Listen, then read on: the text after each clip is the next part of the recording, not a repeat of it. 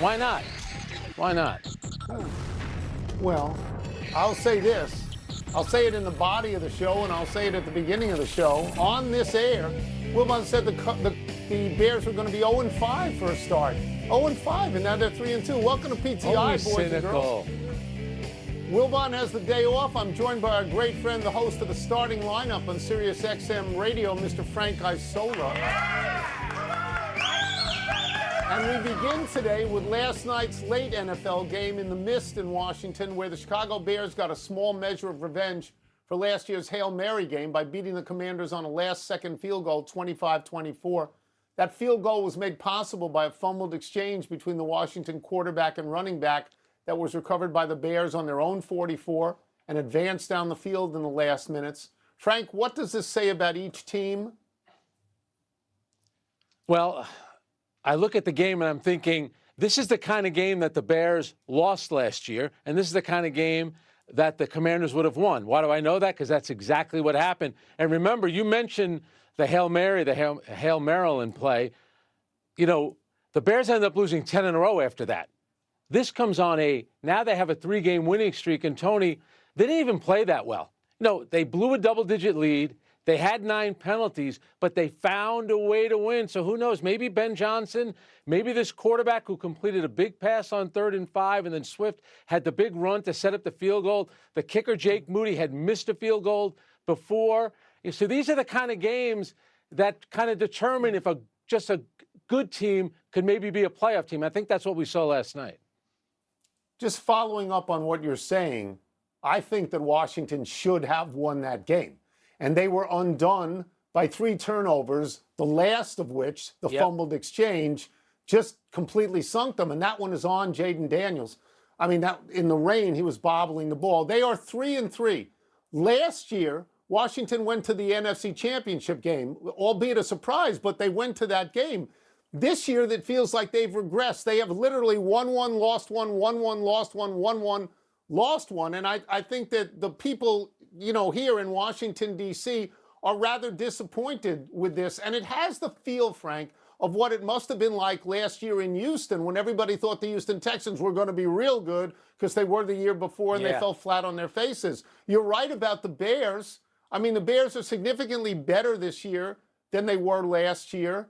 As I said earlier, Wilbon picked them to be 0-5 at the start, and they're 3-2, and they've won 3 in a row, and that matters. And hiring Ben Johnson as an offensive coach, that seems to produce something. The Bears are scoring 25 points a game. That's 10th in the league. We don't look at the Bears lately as an offensive machine. It's had a great effect, clearly, on Caleb Williams, who wasn't that good last year. He's got 9 touchdown passes. He's got 2 interceptions. He's going to pass. He's on pace for 4,000 yards. Nobody in the Bears organization as a quarterback has ever done that before. And I'll just take a little more time to say what their upcoming schedule is. It's New Orleans, at Baltimore, at Cincinnati, and the Giants. They should be able to at least win 3 out of those and be 6-3 and a playoff contender in a tough division. And let's remember, too, they lost a game where they gave up 52 points to Ben Johnson's old team, where he was the offensive coordinator in Detroit. And this is why I talk about that margin of error sometimes. Last year, Washington had 19 scoring drives in the fourth quarter. That was 4th best in the NFL. They also gave up 20, which was the 6th most in the NFL. So last year, they were kind of winning those close games. This year, when you lose them, that's sometimes the difference between getting into the playoffs and not. That's why that was a good sign last night for the Chicago Bears. All right, let's move to last night's early game in which the Falcons surprisingly beat the Bills. Bijan Robinson went for 238 yards from scrimmage, including an 81-yard touchdown run. The Falcons' defense, meanwhile, picked off Josh Allen twice. Atlanta quarterback Michael Penix Jr. said post-game that the win shows his 3-2 team is, quote, really good. This team is really legit. Tony, do you agree? No, and not as I'm sitting here right now, not yet halfway through the season. It's a not yet situation. I mean, look, their wins are good. It's Buffalo, Washington, and Minnesota. Those are nice wins. But they lost the division game to Carolina, a bad team. They lost the division game to Tampa Bay. So they're 0-2 in their division. So what is the path to really legit when you're 0-2 in that division. Bijan Robinson is a great back. He's a great back. And Penix has had a fine year so far in what is essentially his rookie year. Yes. But my skepticism, Frank, is based on last year when they were a bad team, when I believe they ultimately benched Kirk Cousins, but they were in the middle of a run where they lost 6 of their last 8 games. They haven't been in the playoffs or had a winning record since, I think, 2017, right around there. So I'm going to hold back a little bit on really legit. I'm going to hold back.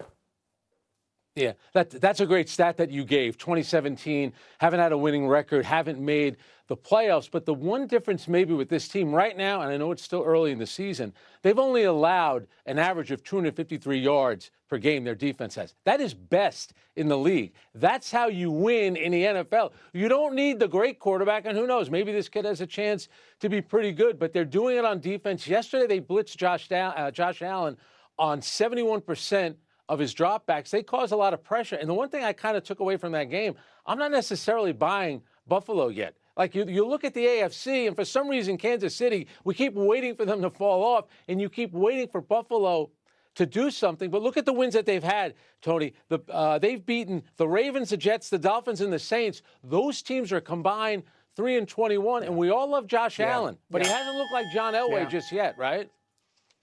Right. I'm just going to make one point here. That something's wrong in Buffalo the way something is wrong in Philadelphia. Yeah. I don't know what it is. But Yes. Buffalo, I think, is emblematic of a capsizing in the AFC. Baltimore, Buffalo, Kansas City have been at the top, the cream of the crop, for 5 or 6 years now. They are now a combined 8-10, while Indianapolis is 5-1. And Jacksonville and Denver and the Chargers, there's movement in that conference. Let's move to baseball. The Mariners hit 3 home runs last night and we pulverized Toronto 10-3. They go back to Seattle with a 2-0 lead and 3 games at home if they need 3. Dodgers got a great start from Blake Snell, giving up only 1 hit through 8 full innings. Beat the Brewers 3-2. The Dodgers are now 6-1 in these playoffs. Frank, where do you want to start? All right, real quick on the job. I'm going to let you dive into Blake Snell, who, by the way, I'm still wondering why Tampa took him out of that World Series game when you watch him pitch like you did last night. But this is what you love about baseball. How about the 8-6-2? I remember when I was a beat writer for 2 years. They said, you're going to see things you've never seen before. Last night you watched the game. It's never happened before in the playoffs. An 8-6-2 double play. The Dodgers are the victims of it, and they still go on to win. You got to win a game like that if you're the Milwaukee Brewers, so that's tough. But I'm going to turn to the Mariners for a second because I think the Dodgers are still the best team. They always find a way. You think about where the Mariners were on Friday night. It felt like they won the game 4 times, but they could have lost it about 4 times. They sneak in by beating the Tigers. Polanco has the big hit in that game. He has one of their 3 home runs yesterday. There's something about this team. And now they go home, like you just mentioned before. They get those 2 wins, first time in franchise history in the World Series. So there's a little magic there with the Seattle team. I'm just going to go to the 8-6-2 briefly. I've watched baseball for 3,000 years. When it hit against the wall and he caught it, I somehow thought it was an out. I have seen so many people juggle the ball off their own glove. I actually thought it was an out. All right, let me get to Blake Snell. Yeah. And I would forgive people if they don't remember that he's actually won the Cy Young twice. Once in Tampa Bay in 2018 and once in San Diego in 2023. Those are marginal franchises, never, not World Series winners, so maybe you could forget. In fact, Blake Snell has been in the bigs for 10 years, and he's only won 81 games in 10 years. He only started 11 games for the Dodgers this year. He didn't pitch at all between April 2nd and August 2nd. Didn't pitch, right? So you could be forgiven if you didn't even know he was on the Dodgers. He goes out last night. He goes 8 innings, 8 full. He gives up 1 single, and he picks that guy off. And what that means, Frank, is that he faces the minimum amount of batters possible in 8 innings. And the last guy who did that in a postseason game, it's Don Larson. Hello. Yep. Hello, Don Larson. Pretty good comparison. Let's take a break. Coming up, we will ask Jeff Saturday what he saw on Baker Mayfield's big scramble. And we'll also ask him for his advice for the 0-6 Jets. Oh, boy. Yeah. Blake Snell, last 14 innings in the play. ESPN NFL analyst Jeff Saturday. Let's start with this. Baker Mayfield. If I had to vote right now on MVP, right now, and I understand there's a lot of games left, but I would vote Baker Mayfield for MVP at this point. What did you see in that great run when he went 3rd and 14 and he got the first down? What did you see in that? Oh, will and determination. I mean, how about that run? And just, you know, the way he spins out, he stretches forward, he gets the first down. And then the best part for an offensive lineman is when he gets up talking trash, you know, and he's like flexing to himself, you know, he's doing the whole Hulk thing, you know, and all fired up. And he plays with his emotions, right? He plays with them on his sleeve. And he's done an incredible job this season. I would agree with you from an MVP perspective. He would be my vote right now as well. But he has, with all the injuries that they faced, not only on the offensive line, but at receiver, he keeps finding ways to get his team in positions to win. It's been a special beginning of the season for Baker Mayfield, and he got a lot to smile about, and so do his teammates. All right, that's the good. Let's talk about the bad and the ugly. It's been a rough year for the Jets.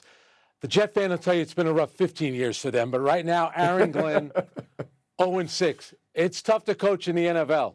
You know that. You were an interim. You lost 7 in a row. How do you kind of navigate those struggles? How do you do it? Yeah, I think a large part of it is talking about, for him, it's a little bit different than me being an interim versus him, is talking about the future of, hey, here are the foundational stones that we're going to build this organization on. And understand, I was in Detroit when we were 3-13-1 or whatever their record was, or where they were 0-9, I think, or something like that when Dan, like, I've been through tough storms and tough days. Like, I know what it feels like to have to drudge through, but we're trying to lay the foundational bricks for this organization. It's not going to be pretty. There's going to be some setbacks, but man, trust me, the long-term vision of this is the way we need to head. And I think that part of him needs to be vocal to his team. I don't care about what he says to the rest of us, but that needs to be the emphasis in the locker room. And I'll say this as well. Be a little more aggressive at this point, right? Like, just kind of let it. The season isn't going to be, you're not making the playoffs, right? So let the guys kind of have fun with it, because there's something about energy that breeds commitment, right? It's like when you breathe energy back into your team, all of a sudden, guys, you know, they start to feel it. The commitment kind of gets reunified. So that's that small piece of advice. Obviously, he's much further along than I was, but that's what I would be telling him. All right, you played for some great teams with the Colts. Right now, 5-1, and through 6 games, they've scored the most points in team history. What is different about the team this season? No, I'm fired up for him. You know, I think Steichen's done a really good job of finding balance, and I'm not trying. It's a very simplified way of playing, right? Like Daniel Jones, when he hits his spot, he knows where the ball has to be delivered. When they're running the ball, Jonathan Taylor knows how to make it happen. And oh, by the way, let's not miss this. Their offensive line is on fire.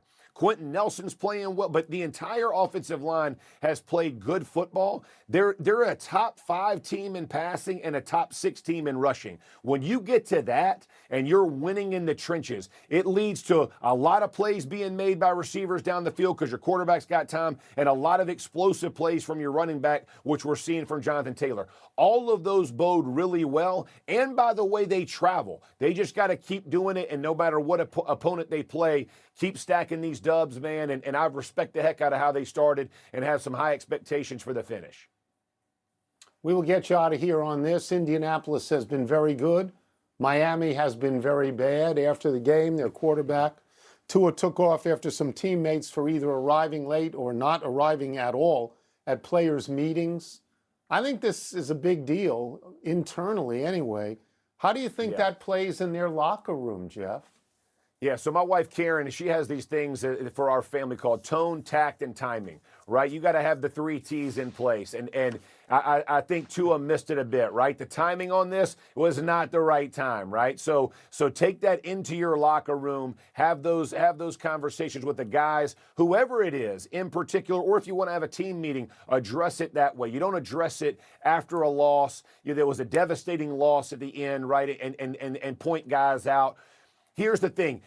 He hasn't played right. He hasn't played great either, right? He's made mistakes. So we're all making mistakes. So let's make sure it's all we. And there's no that guy and this guy and that. And then I think McDaniels made it even worse, right? Like he goes over the top and he created even more of a monster. Like don't address it to the media. Go address it with Tua and the football team. Hey, guy, like not everything has to be aired out in front of everyone else.